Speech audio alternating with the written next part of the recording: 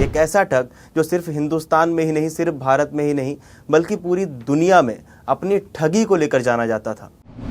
नटवर लाल के बारे में आप ये तो सुना होगा कि उसने ताजमहल बेच दिया था, उसने लाल किला बेच दिया था, उसने राष्ट्रपति भवन, संसद भवन तक को नहीं छोड़ा था, उनको भी बेच दिया था। ठगी होती है वो पुख्ता दिखाने के लिए। देखिए, उसने मोहर बनवाई होगी, उसने स्टाम्प पेपर लगाए होंगे, उसने वो जाली साइन किए गए होंगे। ठग अकेला ऑपरेट करे ऐसा बहुत कठिन होता है। ठगों के साथ लोग होते हैं, स्टाफ होता है। नमस्कार, मेरा नाम है मृत्युंजय त्रिवेदी और आप देख रहे हैं अमर उजाला। आज हम आपके साथ मौजूद हैं अपराध लोक का चौथा एपिसोड लेकर, और ये एपिसोड आपके लिए बेहद खास है। खास इसलिए है क्योंकि इस एपिसोड में एक ऐसी कहानी, एक ऐसी सच्ची घटना हम आपको बताने जा रहे हैं जिसे जानकर आप चौंक जाएंगे। एक ऐसा व्यक्ति, एक ऐसा ठग जिसने 8 राज्यों में चोरी की, 100 से ज़्यादा मामले उसके ऊपर दर्ज थे। एक ऐसा ठग जिसने लाल किला और ताजमहल को तक बेच दिया। एक ऐसा ठग जिसके पीछे पूरे देश की पुलिस पड़ी हुई थी। एक ऐसा ठग जो सिर्फ हिंदुस्तान में ही नहीं, सिर्फ भारत में ही नहीं, बल्कि पूरी दुनिया में अपनी ठगी को लेकर जाना जाता था, अपनी ठगी को लेकर फेमस था। एक ऐसा ठग जो कम से कम 8 बार जेल से फरार हुआ। एक ऐसा ठग जिसके नाम पर मूवी भी बनी है। इन सभी सवालों का ठग कैसा था, कौन था, कहाँ का रहने वाला था, कैसे पकड़ा गया, कैसे पुलिस के हत्थे चढ़ा, इन सब सवालों के जवाब के लिए हमारे साथ रूस की तरह मौजूद हैं वरुण कुमार जी। आइए उनसे जानते हैं कि ये कहाँ का मामला है, इस ठग का नाम क्या था, कौन था। सर, बहुत बहुत स्वागत है आपका। क्या मामला है, ये ठग था कौन, कहाँ का था, नाम क्या है? बिल्कुल। देखिए, बहुत सस्पेंस नहीं बनाते। आज हम अपने दर्शकों को कहानी सुनाने वाले हैं, किस्सा सुनाने वाले हैं नटवर लाल का। और नटवर लाल का नाम आपने सुना तो होगा, लेकिन नटवर लाल के बारे में आज हम जो आपको बताने वाले हैं वो बातें शायद आपको पहले पता नहीं होंगी। नटवर लाल के बारे में आप ये तो सुना होगा कि उसने ताजमहल बेच दिया था, उसने लाल किला बेच दिया था, उसने राष्ट्रपति भवन, संसद भवन तक को नहीं छोड़ा था, उनको भी बेच दिया था। अब ठग लिया लोगों को, ये कहना गलत है कि बेच दिया था। बेचने का नाटक करके ठग लिया था। कल हम लोगों ने बात की थी, इससे पिछले एपिसोड में, एपिसोड नंबर 3 में हमने ठग बहराम की बात की थी। वो एपिसोड शायद आपने देखा हो, नहीं देखा हो तो उसे भी ज़रूर देख लीजिएगा। उसमें हमने ठग बहराम के बारे में बताया था। ठगी एक विधा है, एक कला है, ऐसा ठग मानते हैं।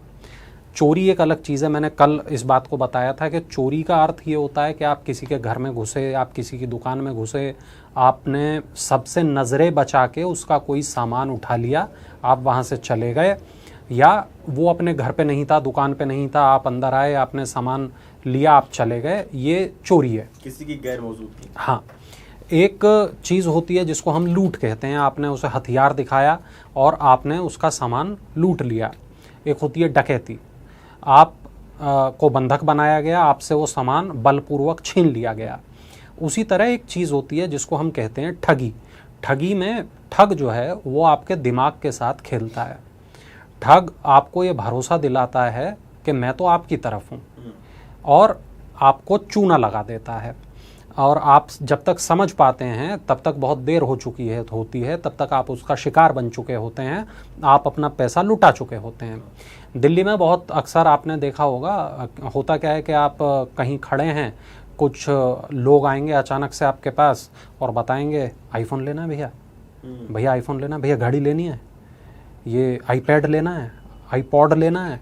तो ऐसे तमाम लोग धीरे धीरे आपके पास आते हैं, आपको सस्ते में चीजें देने के लिए। हाँ, और फिर उन्हीं के गिरोह के कुछ लोग आसपास आपके इकट्ठा हो जाते हैं और वो कहते हैं अच्छा लाओ दिखाओ, लाओ मुझे दे दो।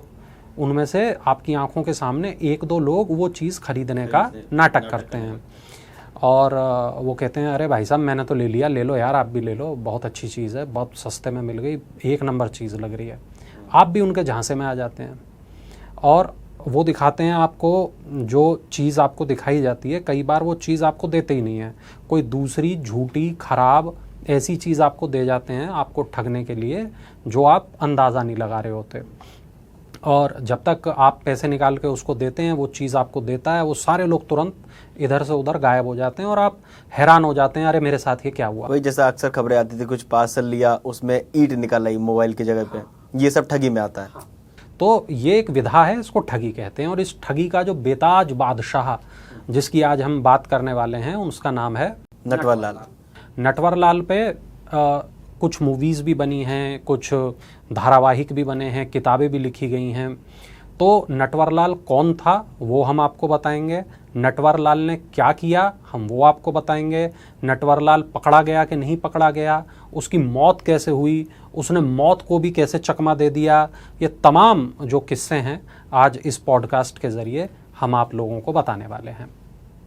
ठीक है सर, पहला सवाल ये, नटवर लाल ठग कैसे बना? ठीक है, तो जब हम बात नटवर लाल की करते हैं तो बिहार के सिवान का रहने वाला था नटवर लाल, और उसका नाम नटवर लाल नहीं था, उसका नाम था मिथिलेश कुमार श्रीवास्तव। सिवान में एक गांव है बंगरा गांव, और 1912 वो साल था जहां मिथिलेश जहां पैदा हुआ। और मिथिलेश अपने गांव में एक ठीक ठाक पढ़ने वाला लड़का माना जाता था। और मिथिलेश जो है वहाँ एक ज़मींदार थे, रघुनाथ प्रसाद उनका नाम था, तो ये उनका बड़ा बेटा था। और पढ़ाई लिखाई में ठीक ठाक था ये, और ऐसा कहते हैं कि ये मैट्रिक में फ़ेल हो गया। अच्छा, और मतलब 8वीं कक्षा? हाँ जी, वहाँ ये फ़ेल हो गया और उसके बाद ये कोलकाता भाग गया। एक कहानी और है, भागने से पहले की कहानी है ये। कहानी यह है कि मिथिलेश को एक पड़ोसी ने बैंक ड्राफ्ट दिया और कहा कि इसे जाके बैंक में जमा करा दो। मिथिलेश वहाँ पहुँचा और उसने जब ड्राफ्ट जमा कराया तो उसने पड़ोसी के साइन कॉपी कर लिए और मिथिलेश ने वहाँ से पैसे निकाल लिए। अच्छा, ये दिखाया कि मैं ही वो हूँ और वहाँ से पैसे निकाल लिए। और पड़ोसी को जब तक इस बात की भनक लगी, 2-3 बार मिथिलेश ने ऐसा कर लिया, तब तक उसके अकाउंट से 1000 रुपये उसने निकाल लिए।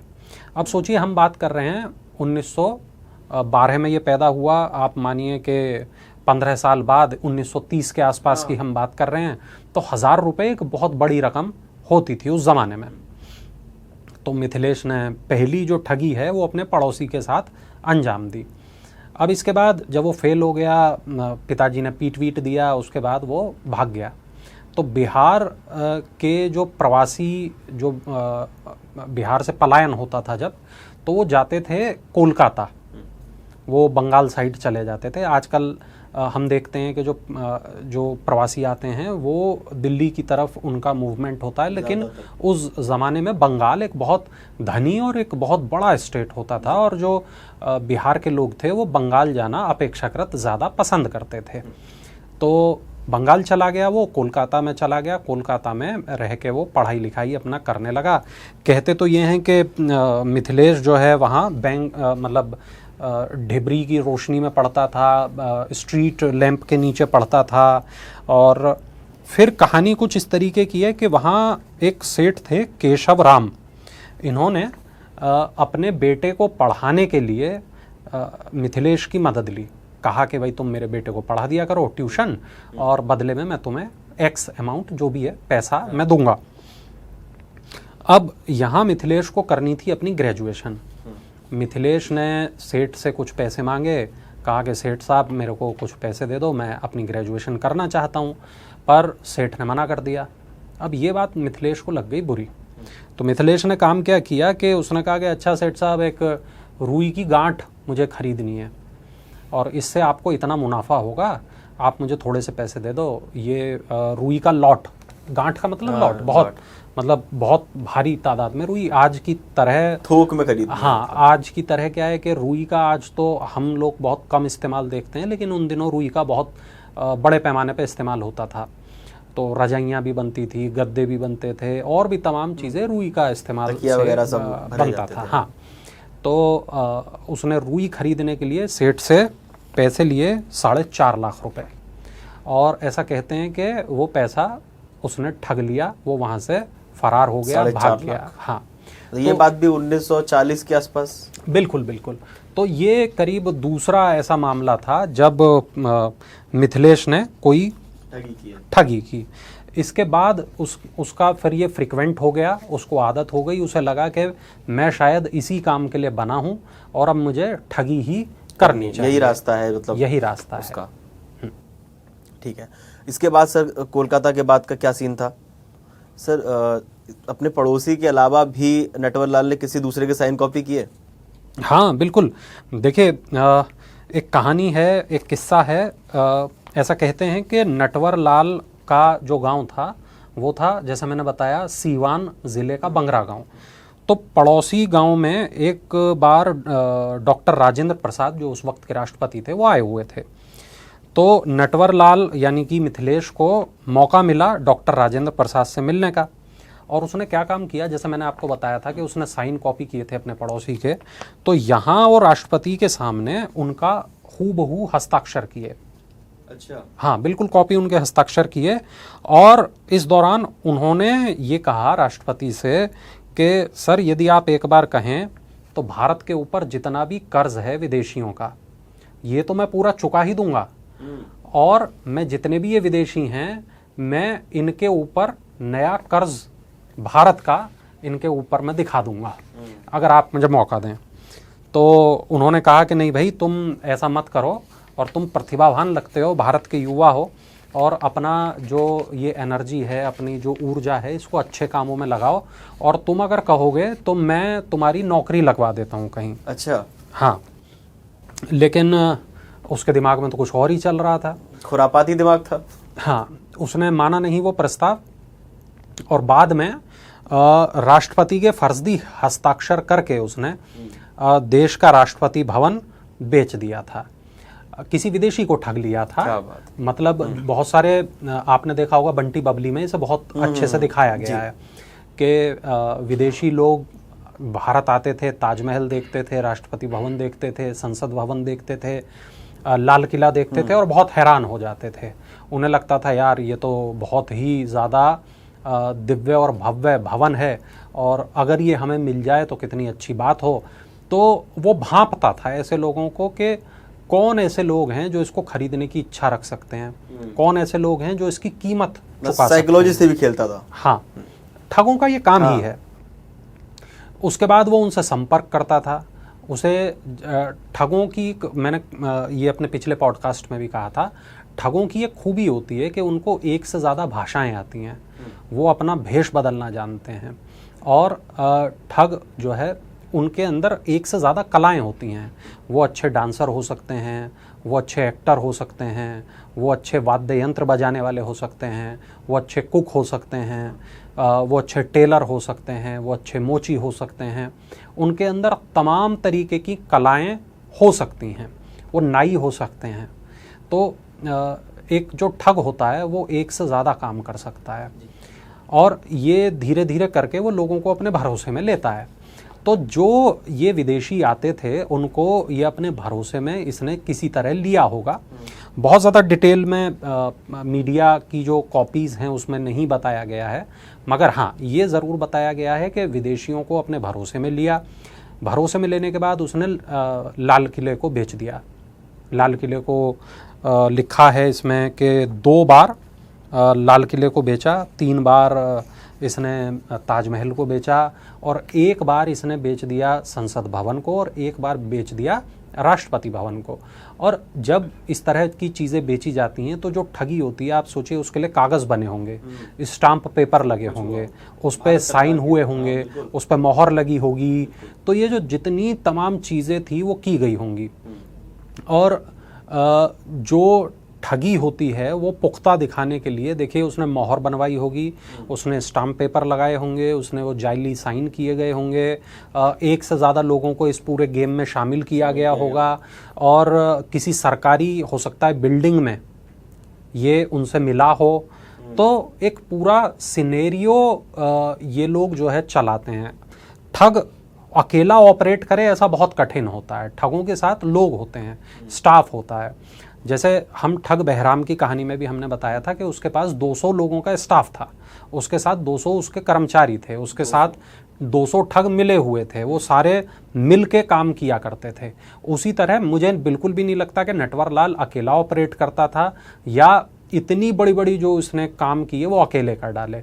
इसमें तमाम लोग उसके साथ शामिल रहे होंगे मृत्युंजय। अच्छा सर, एक सवाल पीछे छूट गया। हाँ, पढ़ाई को लेके उसे पैसे चाहिए थे बैचलर्स करने के लिए, 4.5 लाख रुपए उसने ठग लिए। उसके बाद क्या उसने आगे की पढ़ाई की या वहीं पे छोड़ दी? देखिए, जो रिपोर्ट्स हैं वो ये बताती हैं कि बैचलर उसने किया और वो वकील बना।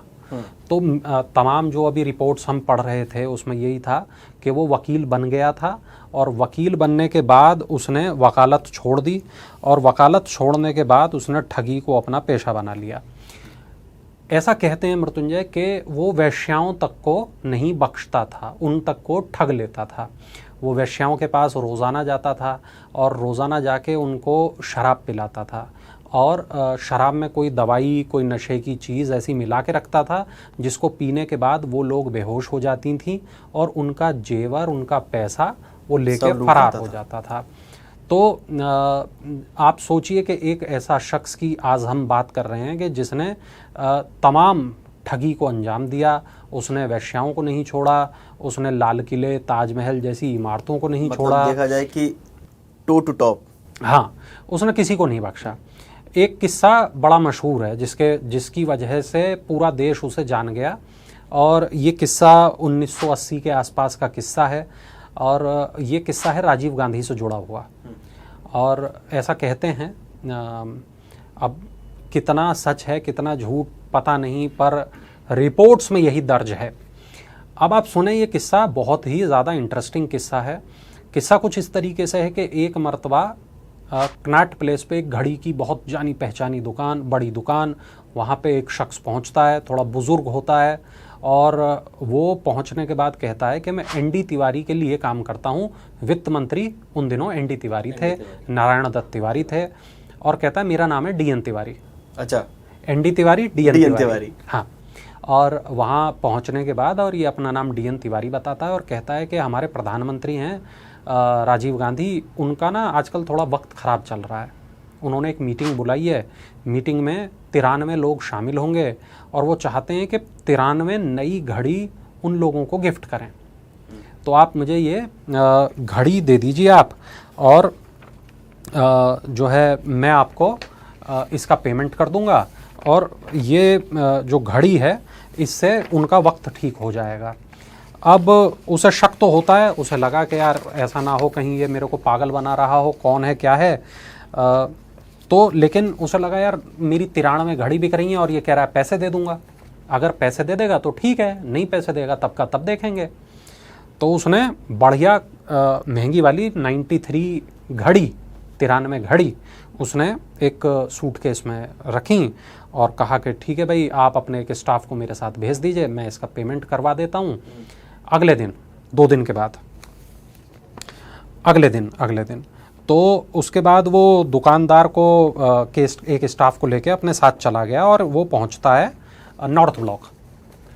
तो दिल्ली में जो लोग रहते हैं उन्हें पता है कि नॉर्थ ब्लॉक जो है एक बहुत ही ज़्यादा सरकारी वहाँ पर ऑफिसेज हैं, और वहाँ वो पहुँचता है और कहता है कि मैं आपको 32,829 रुपये का एक ड्राफ्ट देता हूँ, बैंक ड्राफ्ट।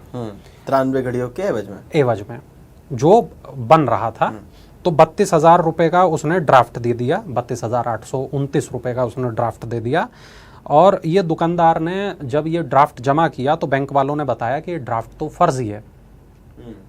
अब देखिए, ड्राफ्ट जो है उसको बिल्कुल हार्ड कैश माना जाता है। एक होता है चेक, अगर चेक देता है तो बाउंस होने की गुंजाइश होती है, लेकिन अगर कोई ड्राफ्ट देता है तो फिर शक करने की कोई गुंजाइश ही नहीं बचती। तो उसने ड्राफ्ट दिया, उसे पता था कि अगर मैं चेक दूंगा तो ये मेरे को टोक सकते हैं, शक करेगा।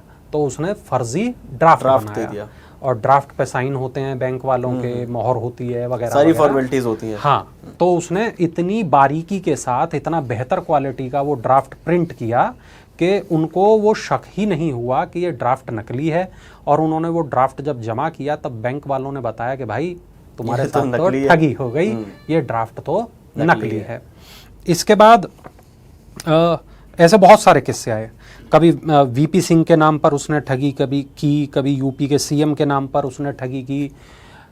मतलब आप जब गूगल करेंगे इसके बारे में, इस शख्स के बारे में, तो ये लिखा हुआ है कि ऐसा लगता है, एक पुलिस वाले ने कहा, ऐसा लगता है कि ये व्यक्ति राष्ट्रीय एकता में भरोसा करता था। कैसे?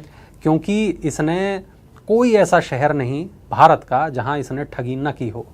ऐसा कोई सगा नहीं जिसको इसने ठगा नहीं। हाँ, तो ये देखा जाए एक उपलब्धि के रूप में वो लेता था, और वो ये मानता था कि मैं कुछ गलत नहीं कर रहा हूँ।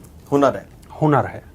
और ठगों की जो परंपरा जिसके बारे में हमने बताया था बहराम वाला पॉडकास्ट में हमारे, उस परंपरा को इसने आगे बढ़ाया, और मैं कहूँगा कि ये आखिरी सफल ठग था।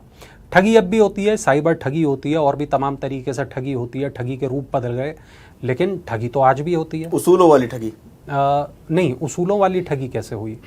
ठगी मतलब होती है, उस ठग के तो अपने उसूल रहे होंगे ना सर? हाँ, मतलब उसूल क्या, देखिए उसूल जैसी कोई चीज़ नहीं होती जब आप क्राइम कर रहे होते हो।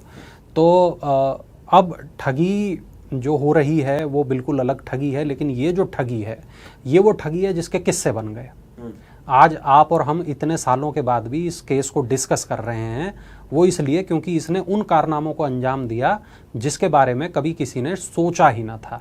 एक सवाल सर और, 8 बार ये 8 राज्यों में चोरी की, जैसा आपने बताया 100 से ज़्यादा मामले दर्ज थे, 8 बार जेल गया, इन सब की क्या मामले थे? जेल जाता था, फरार कैसे होता था जेल से?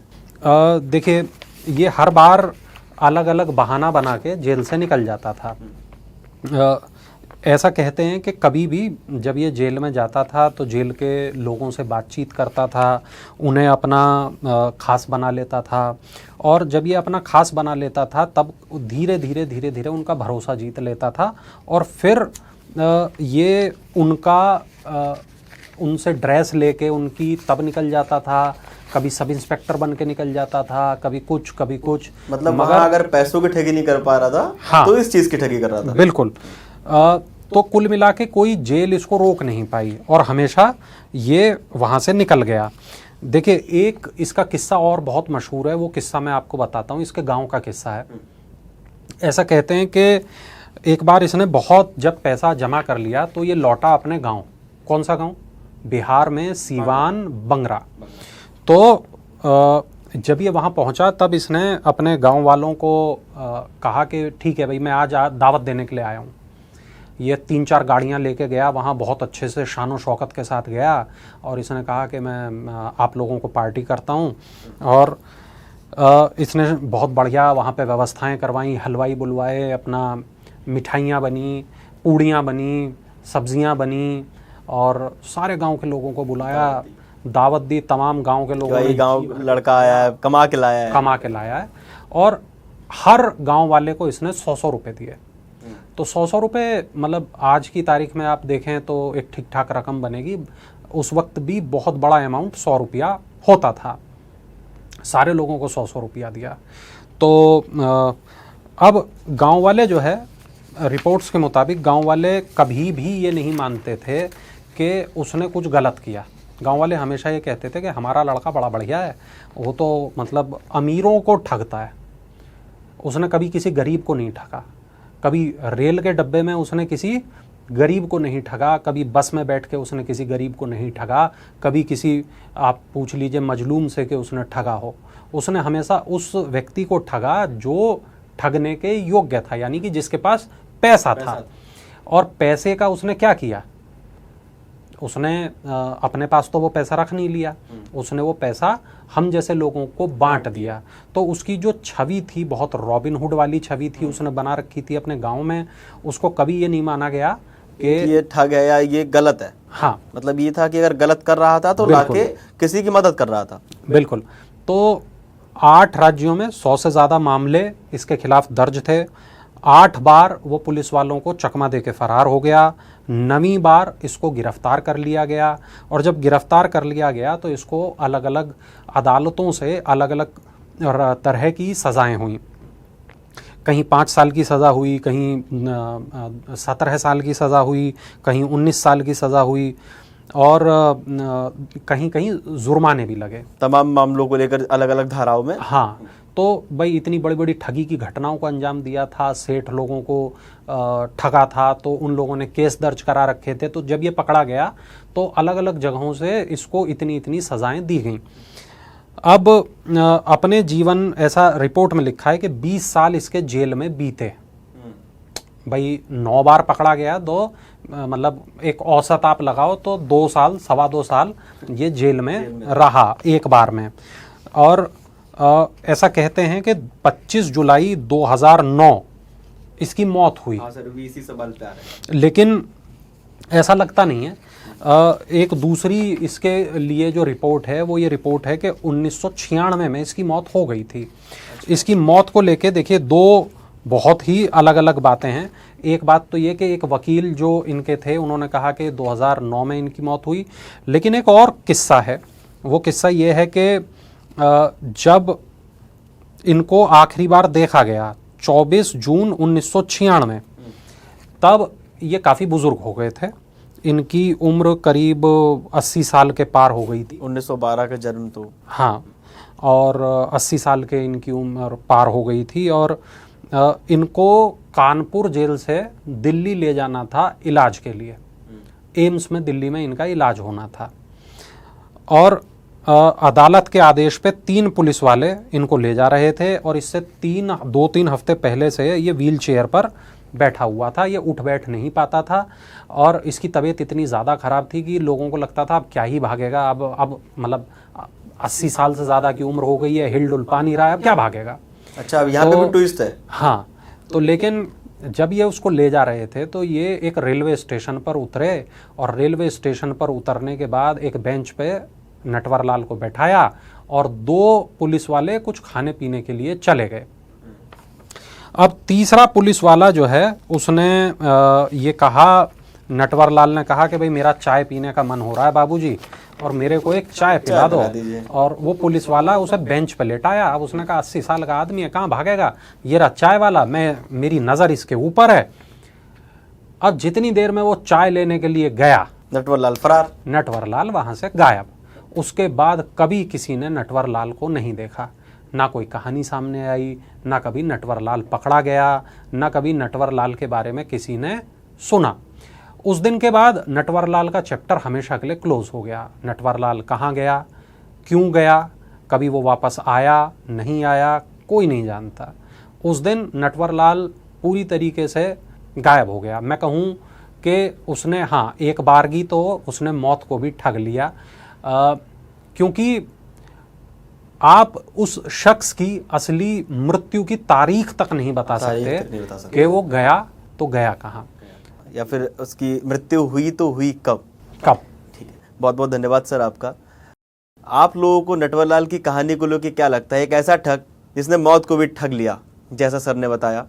एक ऐसा ठग जिसने लाल किला, ताजमहल को तक नहीं छोड़ा, उसे भी बेचने का नाटक करके ठग लिया। एक ऐसा ठग जो दुनिया की नज़र में, कानून की नज़र में ठग था, लेकिन जो उसके गांव वाले थे वो कहते थे उनके लिए मसीहा है।